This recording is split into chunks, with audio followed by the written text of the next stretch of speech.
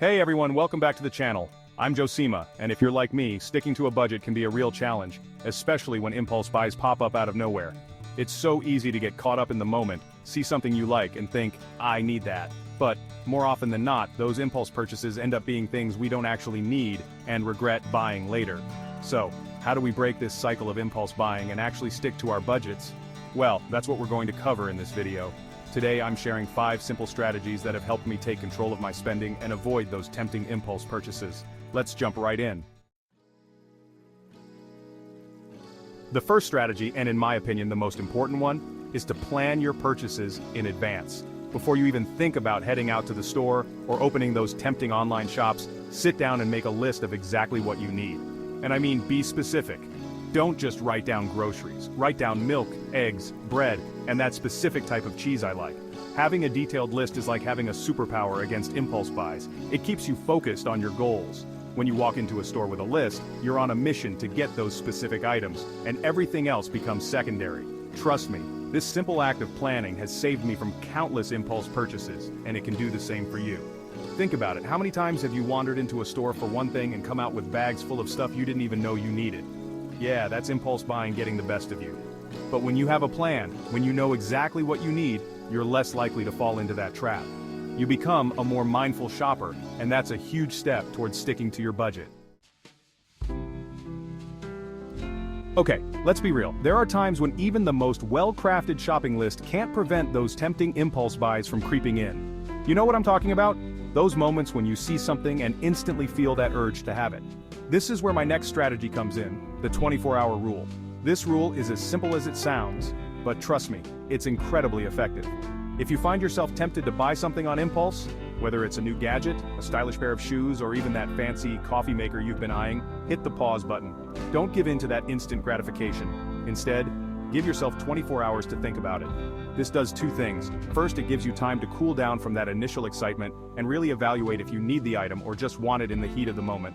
Second, it gives you time to research. You can compare prices, read reviews, and really make sure it's something you want to spend your hard-earned money on. More often than not, you'll find that after those 24 hours, the initial urge to buy has subsided and you're able to make a more rational decision. Now, I know what you might be thinking, Graham, this all sounds great, but I don't want to feel like I can't buy anything fun. And you know what? I completely agree. Depriving yourself entirely is not the goal here. In fact, it's important to budget for things you enjoy. That's where setting spending limits for non-essential items comes in. Now, non-essential doesn't mean you can't buy them, it just means they're not crucial for your survival. This could be anything from dining out and entertainment to clothes, gadgets, or hobbies.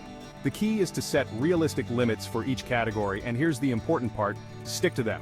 For example, let's say you budget $300 per month for dining out. That's your limit. Once you hit that $300, you either cook at home for the rest of the month or dip into another category. This way, you're still able to enjoy those little luxuries without derailing your entire budget. It's about finding that balance between enjoying life and being financially responsible.